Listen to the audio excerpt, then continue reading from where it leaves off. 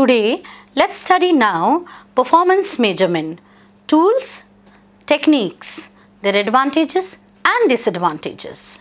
By the end of the session, you will be in a position to understand various tools and techniques of performance measurement, their advantages and limitations. Before we start, let's have a look at what do we mean by performance appraisal. Performance appraisal is the overall evaluation of the performance of various employees working in an organization. Now, there are various tools and techniques of performance measurement. Various tools and techniques have been devised by the psychologists and the educationists for evaluating the performances of employees working in an organization. But we cannot say that any one single method or any one single tool or any one single technique is the best one which can be used or which can be employed by any organization in order to measure the performance of its employees. None of the methods should be dismissed or accepted as the ultimate one to be used by the organizations. Broadly, these methods have been categorized under two categories: past-oriented methods and future-oriented methods. Now, let's have a look at the past-oriented methods first. The first one under the past-oriented methods is rating scales. Now, rating scales are the various numerical scales which are devised and which have indicators which are mainly the performance ones. So, rating scales are numerical scales with performance indicators like adaptability, punctuality, work culture, attitude, work ethics, etc.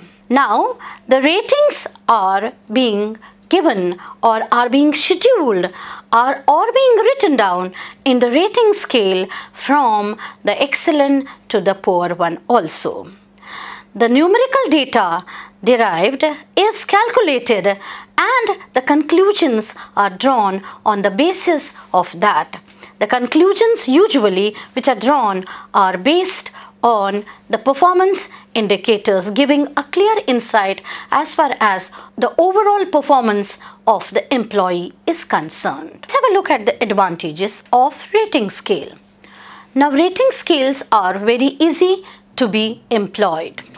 At one moment of time, many employees can be covered, and it is also very easy to calculate the numerical data, giving a very clear-cut idea of the performance of various employees. Numerical data is usually considered to be without bias, where we say that bias may not come over there.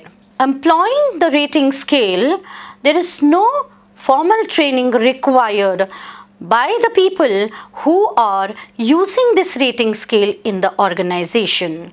So it can be given by any person whosoever is in charge of the organization. Disadvantages of rating scale. Now, we say that numerical data cannot be manipulated, but yes, the bias of the rater may come at any moment of time because the calculations ultimately are going to be calculated by the human being who may commit an error at any moment of time, and that may not give us the exact and clear indications as far as the performance of that individual is concerned. So, rater's bias may come at any moment of time. Second is the checklist. Now, in the checklist, we have the statements based on the various traits of the employees which are devised and put into the checklist and which the rater is supposed to rate. Now, raters are supposed to only put a mark, but ultimate evaluation is being done by the Department of HR. The employee or the rater is supposed to put only yes or no against the statements representing the employee is concerned. Now let's have a look at the advantages of checklist. It's a very economical method and raters don't require any specific training for the rating. It's also very easy to administer, and administering of checklist can happen at any place at any moment of time. So these were the advantages. Now let's have a look at the disadvantages. Now raters bias also can come here also. Another big disadvantage of checklist is that because it is ultimately being evaluated and examined by the Department of HR, which may use sometimes the incorrect weighing scheme, which may not give them the exact report, exact picture of the performance done or of the performances of various employees. We have the next forced choice method, where the statements representing the employee are arranged in different blocks, maybe one or two, where the rater is supposed to put a tick mark in yes or no column against the statement which he feels is representing the employee. The rater is forced to make a choice, but the ultimate evaluation is done by the HR department. Let's have a look at the advantages of this particular method. Personal bias may not come over there because the rater is forced to make a choice. So he has absolutely no choice of bringing personal bias against any of the employees over here. Disadvantages: the statements which have been put into it may be wrongly representing the employee, which may not give an exact picture of the employee's performance. So the wrong interpretation of the evaluation may be there, which may not give us a clear picture of the performance of the employee. Next one is the critical incident methods. Now in any organization, any employee sometimes may get involved into critical incident behaviors. This particular method, that when such critical incident behaviors occur as far as one particular individual is concerned, which matters a lot related to his performance, that is what the rater does over here. Whenever such critical incident behaviors do occur over there in the organization, the supervisor or the head at that particular moment of time makes the observations and rates the employee based on that particular incident. Because sometimes such behaviors do make a lot of difference as far as the working culture of an organization is concerned. Let's have a look at the advantages of this particular method. Now, the performance measurement happens on the actual behavior of the employee. So whenever that actual behavior happens, the performance is done. So no personal bias, future planning, no pre-planning is involved over there. Ratings are supported by the actual behavior of the employee. Immediate feedback is being provided to the employee by the supervisor, by the head, and it is expected that that kind of behavior shall be improved in future time. Disadvantages of this method. Now sometimes the negative incidents may be prioritized, and too much of supervision, close supervision by the heads, by the supervisors may create frustration also among the employees. And under such circumstances, they may not be in a position to give their best to the organization. Too much of feedback sometimes may work also as a punishment, and that too when too much of feedback is being provided related to the behavioral aspects. Next is behaviorally anchored rating scale. Statements related to the effective and ineffective behavior are put into the rating scale. They are considered to be the statements which are said to be behaviorally anchored. Now the rater is supposed to say that which behavior, effective or ineffective, is related to the employee. Now let's have a look at the advantages of this particular method. Positive behaviors may be adopted by the employees because they feel that their behavior is being recognized, is being seen, and sometimes is being paid also if they exhibit positive and effective behavior. As far as the disadvantages of this method is concerned, it suffers from distortions, which is usually a disadvantage with all the rating scales. Now, when I said distortions, why? Because it is very difficult to identify that which is effective behavior and which is ineffective behavior, because it's very difficult to study the behavior of human beings based on the observations which the rater may be doing. So the bias may always come and the results may always be distorted and the evaluations may always be distorted. Next is the field review method. Now in this method, the performance measurement is not being done by the person who is working in the organization, by the boss, by the head, by the supervisor of the same organization. In this particular method, the evaluation or the measurement of the performance is being done by the person of some other organization, but yes, which may have something in common. So as far as the advantages of this particular method is concerned, it is usually being done for the managers where the comparable data is required, where the comparisons, when they are being done, such comparisons may be used for the better performance of the individuals within an organization. Disadvantages of this particular method. Now, how is it possible that you are working in an organization and your evaluation is going to be done by the people of other organization? This particular evaluation is not going to be effective and the evaluation is not going to be true, because the person who is coming from outside may not be familiar with the work culture, work environment of the organization in which the employee is working, and the outsider also may not be aware of the behavioral traits of different individuals of the organization. Thus, the evaluation which he will be doing may not be perfect. The report which he may be submitting as far as the performance is concerned may not be correct one.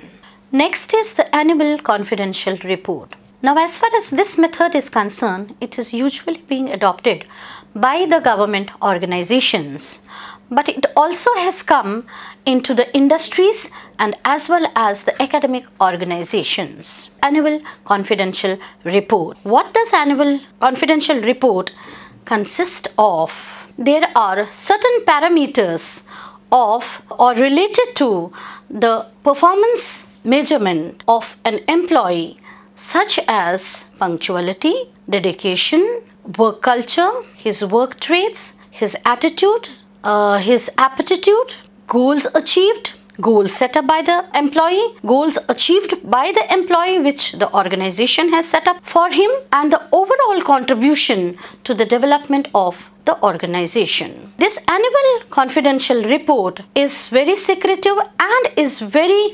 secretively being evaluated by the superiors of an organization. The feedback related to the annual confidential report may be provided to the individuals if they require or if they ask for it. Otherwise, the feedback related to the evaluation of their performance is not being given to the employees. It is being kept secret by the boss. Disadvantage of this particular method is that lots of bias sometimes may be involved into evaluation, because when the rater or the supervisor or the superior is evaluating on the parameters given, he or she may use his or her bias into the evaluation. His evaluation may be based on his interpretation based on his observation, based on his assumptions as far as that particular individual is concerned. So annual confidential report cannot be considered as the ultimate performance measurement method.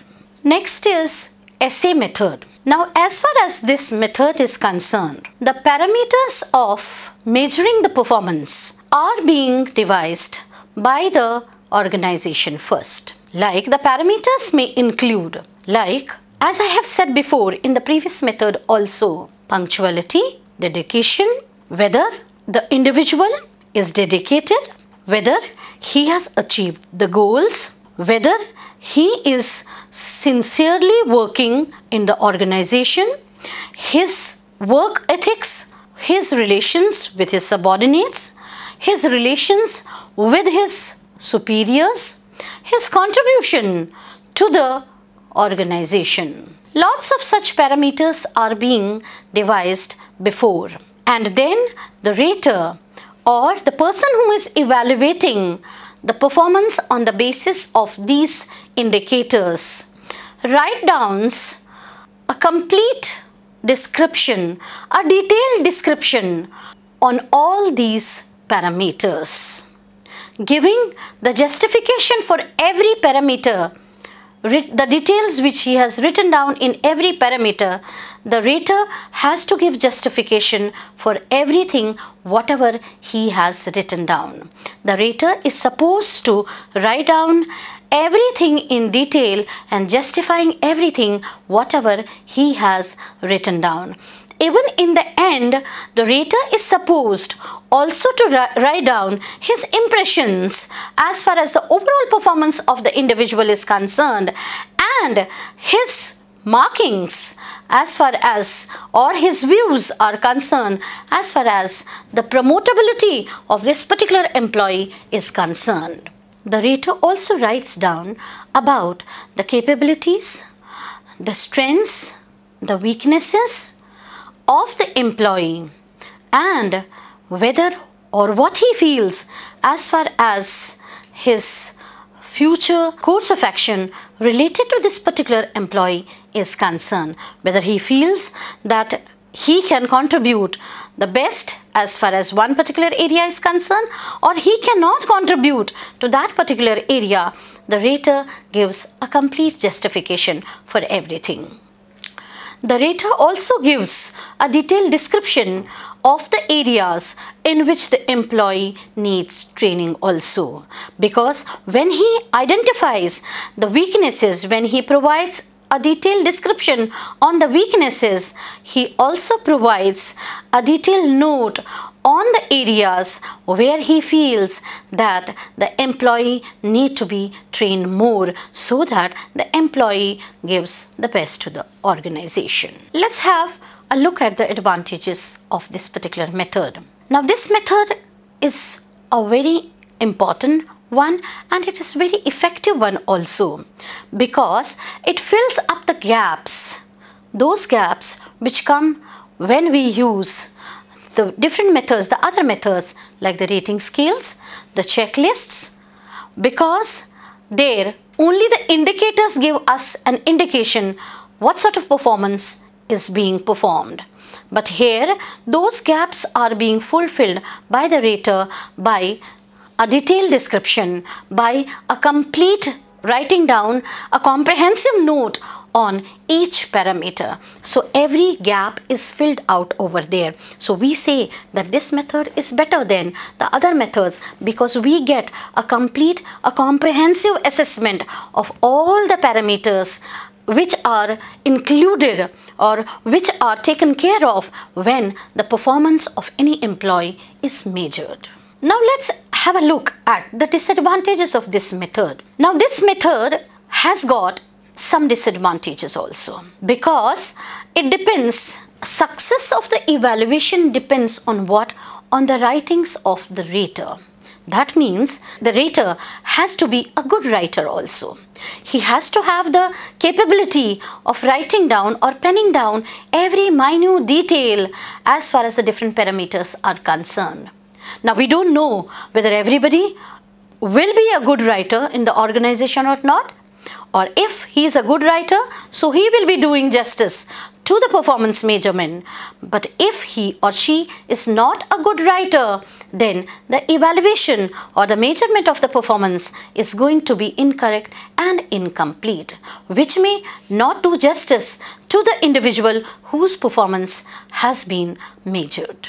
In this method, the success of the performance measurement depends upon the memory of the rater, because the rater is supposed to write down everything based on his memory as far as giving a detailed note is concerned. Now, how far the rater remembers every minute detail, that only the rater knows. So it depends on the memory of the rater, and sometimes it also happens that the rater may get confused while penning down the details which he or she has to bring back from the memory. So the distortions in the writing may happen over there and a comprehensive assessment may not take place.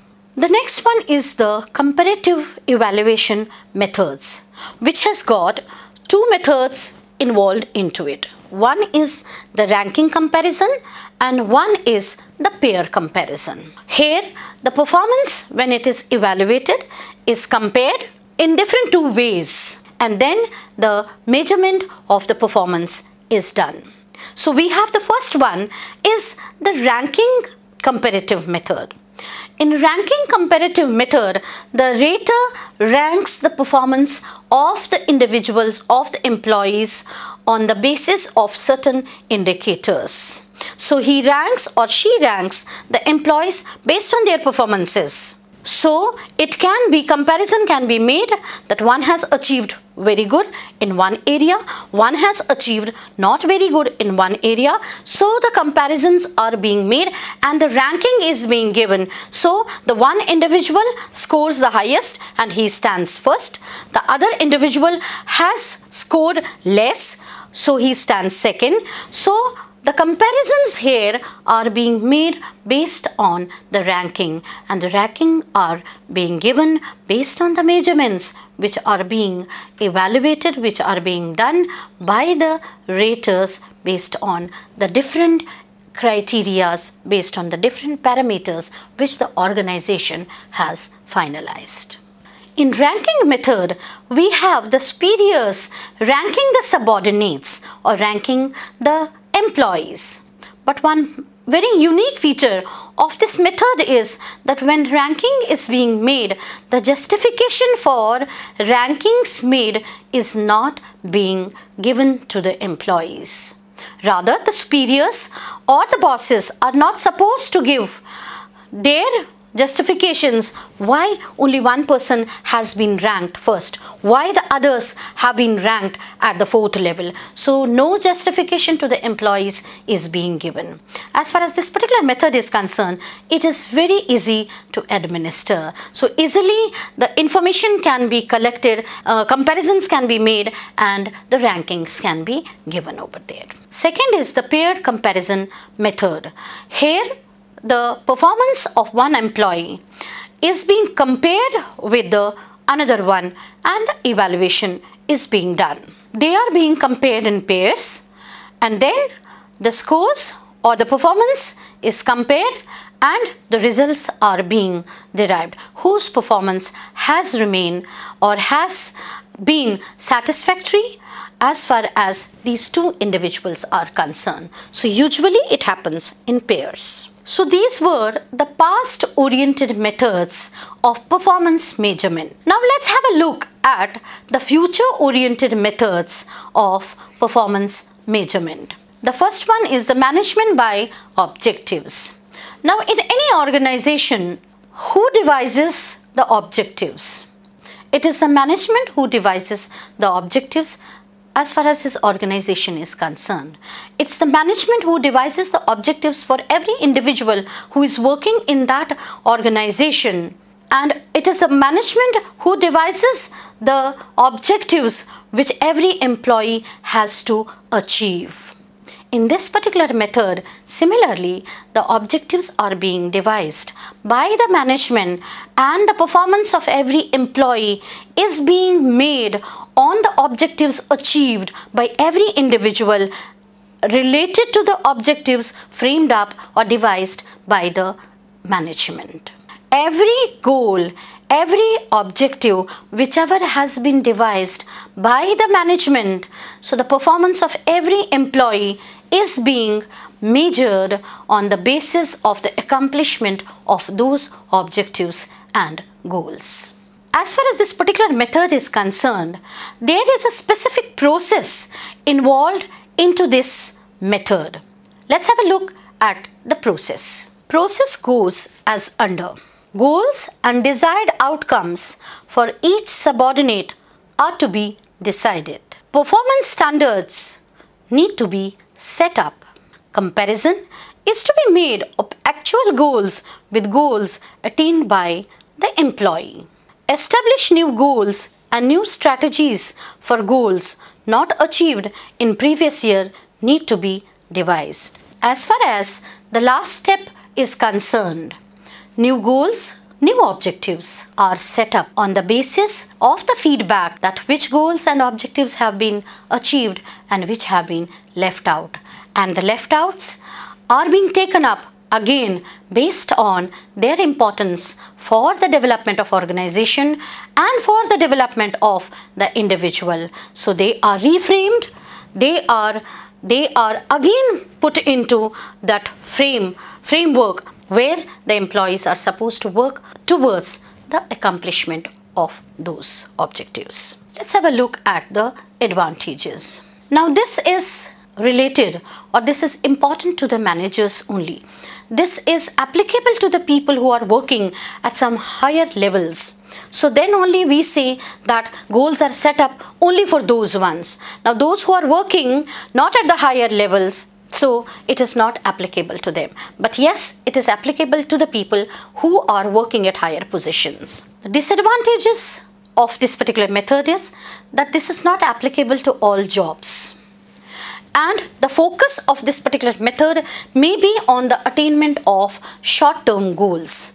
The focus may not be on the attainment of the long-term goals, because when you are evaluating on the basis of the attainment of the short-term goals only. So every organization has to have some long-term goals also. But can we assess, can we measure the performance as far as the attainment of long-term goals are concerned? So that is a particular drawback as far as this particular method is concerned. The next one is the psychological appraisals. Under this method, the potential of every individual is assessed as far as his future contribution to the organization is concerned. Now every individual is assessed on some traits which gives a clear indication as far as the capabilities, as far as the capacities, as far as the intelligence, as far as the attitude of the individual is concerned, so that he contributes in a best manner to the development of organization and to his development in particular also. Now when we talk about this method, this is being used, or this is being employed by an expert, by a psychologist, because in order to understand the attitude, the abilities, the potentials, you need to give some psychological tests to the employees. Now in order to administer those psychological tests, an expert from the area of psychology is being called into the organization and he or she employs these tests. After the tests are employed, evaluations are made by the expert and the discussions are being made with the superiors, with the heads of the organization in order to give them an insight of the various parameters of various employees who are working in their organization. This also helps them to have a review of the other parameters also. As far as the advantages of this method are concerned, this method is mainly focused on the emotional parameters of an individual, his feelings, his emotions, his relationships, which indirectly or directly do affect the performance. They are being taken care of, they are being measured, and in the end, when the discussion is being taken by the people involved over there, the person, if has got some problems, may be given counseling, may be given inputs, how to overcome those emotional aspects so that they don't come as far as his working in the organization is concerned. In order to help that individual to give his best as per his capabilities, as per his abilities, as per his capacities, as per his interest, and ultimately increase the motivation of the individuals in the organization. Now the disadvantages. Now this method is a little costly also, because you require lots of psychological tests which need to be purchased. You require experts also, which may not be easily available also, because you need to get the best as far as that particular area is concerned. This method may be useful for the bright ones only, because they may not be afraid of putting down or undergoing the tests, because they know that they are the best ones, they are the bright ones. So they will gain as far as these tests are concerned. Now this may not be effective, or this may not be taken up positively by the people who are not open ones, who are the introverts. Now, when they know that they are being assessed, their emotions are being assessed, their attitudes are being assessed, their aptitudes are being assessed, their motivation is being assessed, so they may become conscious, and in the bargain what happens? So they may not give their best to the organization. The assessment evaluation depends upon the skills of the evaluator. Now, whether the evaluator is skilled, is expert, that depends on the evaluator.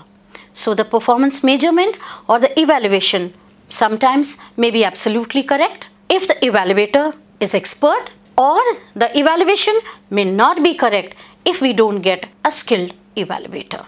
So that again is a big disadvantage as far as this particular method is concerned. The next one is the 360-degree feedback. Now let's have a look at what do we mean by 360-degree feedback. We have individual staff in the middle, and who may get involved into the self-assessment also. So, but the assessment of the individual has to be done by all the stakeholders, or by all the people who are directly or indirectly related to this individual staff. That is what we mean by 360 degrees feedback. Now, for example, we talk about individual staff in the middle. So he himself also does self-assessment. So we have the first important person who is related to this individual staff is the supervisor, under whom this individual staff works. Now the first assessment has to be made by the supervisor as far as his performance is concerned, as far as his work is concerned, as far as his accomplishment of the task is concerned, as far as the accomplishment of his goals is concerned. So the supervisor is the first one to have or to conduct a comprehensive evaluation of the work done by the individual staff. After supervisor, we have the other supervisors also. Now they may be the head teachers, they may be the senior teachers. They also conduct an assessment as far as the work done by the individual teacher is concerned. They are supposed to do it, and they are supposed to give the feedback to the supervisor as well as to the individual staff also. We come to the customers. Now, who are the customers when we are talking about educational scenario? In educational scenario, our students are our customers. Now, our customers are also supposed to give feedback to the individual staff. So that is there. Student appraisal also comes over there, where the students give a detailed, a comprehensive assessment of the teaching, related to the teaching, related to the teaching activities also, actual teaching and the teaching activities conducted by this individual staff. And this feedback goes to the individual teacher. And the teacher is supposed to work on this feedback and improve upon the parameters wherein the students have marked or have said that the improvement is required. Now this customer analysis is also very important as far as this 360-degree feedback is concerned, because in our educational setup, in our educational structure, our entire focus is on the customers, because we need to give the best to the students. Then we have the teams also. Customers, then we have the teams. Alright, and the teams are now being made up of what? So we have the teams. It can be within the organization, it can be the community, it can be the society, it can be the students. So we can have different teams who are indirectly related to the organization and who are indirectly related to the individual staff. So the work of the individual teacher does affect the teams as far as different areas are concerned. They also give their feedback. For example, we may say in educational setup, so we have the schools also, we are attached to the schools also. So the schools, the teachers of the schools, the teams of the teachers from different schools may also give feedback to the individual staff. That also goes to the individual staff in order to assess, in order to see which are the areas of improvement for there. Then we have the subordinates. The subordinates are own colleagues. They are also a part of this feedback. So my own colleagues, our own friends in the organization who are working with me, who are working at the same post, they also can give the feedback. They are rather supposed to give the feedback as far as our working is concerned. So they also provide the feedback based on, it may be my relationships with them, my working with them, my cooperation with them, my listening to their suggestions whenever it comes for my teaching or non-teaching issues. So everything is being assessed by the subordinates. And the feedback again goes to the individual staff member, because the individual staff member there is supposed to assess the feedback which the subordinates have given over there. Then we have the teams again, which again I said the teams. Teams are from both organization and then it can be the non-organization. Then we have the pairs also. We have our pairs also. So who are the pairs? They are the ones, it can be my teachers, it can be the students, it can be whosoever is working, and but they are directly or indirectly a part of my teaching. So they are also supposed to give the feedback to me, to the individual staff. So everything, all the stakeholders, 360-degree feedback means that all the stakeholders who are directly or indirectly related to the individual staff are supposed to measure the performance of the individual staff and give their feedback back to the individual staff so that he or she improves upon the performance related to the different parameters wherever the improvement is required. The last one is the assessment centers. Now this particular method was devised in US and UK in 1943. Now as far as this particular method is concerned, so there is a central place which is considered to be a center where the experts do come and the managers from different organizations do come and get involved into different activities, into different exercises which are based as far as evaluating the performances of different managers is concerned. The managers do come together and get involved into the assessment process. Let's have a look at the characteristics which are being assessed at these centers by the experts. The characteristics assessed in assessment center can be, or rather are, assertiveness, persuasive abilities, communicating abilities, planning and organizational abilities, self-confidence, resistance to stress, energy level, decision making, sensitivity to feelings, administrative abilities, creativity, and mental alertness. All these characteristics are very important ones because they are the ones which take an individual ahead in his organization, which helps an individual to give his best, which helps an individual to devise a policy for the attainment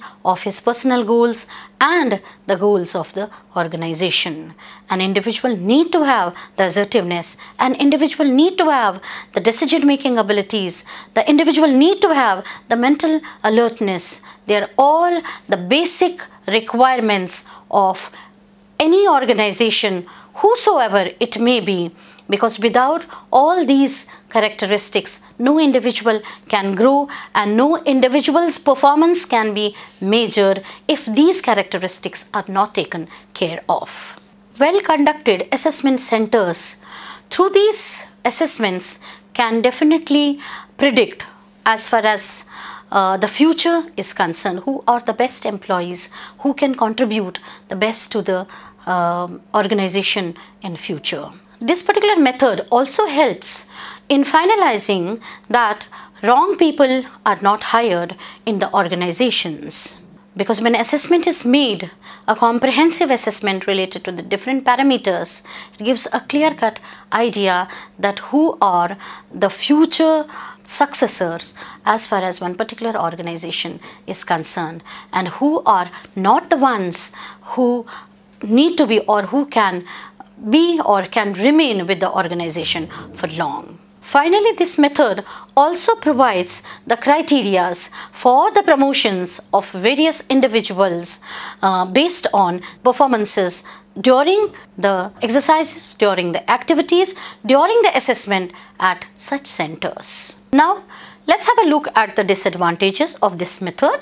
The most important disadvantage of this method is that it is costly because the organization has to bear the expenses related to the traveling, related to the lodging, related to everything whatever is involved into it as far as their assessment is concerned. So this becomes a little costly for the organization. Sometimes the ratings done by the experts may also be influenced by the interpersonal relationships which the rater and the employees may be sharing. Best performers may feel suffocated also sometimes because for them such kind of exercises may not be very fruitful. But at the same time, those who are a little introverts, this may not suit them also because they may not open up in front of everybody whenever they are supposed to perform, whenever they are supposed to speak, whenever they are supposed to exhibit their talents. They may not feel free as far as putting their best in front of the people. So this is one of the major drawbacks of this particular method. So today we did discuss, in short, what is performance appraisal? We did discuss the different tools and techniques which have been devised under the two broad categories, past-oriented methods and future-oriented methods. We did see the advantages and limitations of different methods categorized under the past-oriented methods and the future-oriented methods. Thank you so much.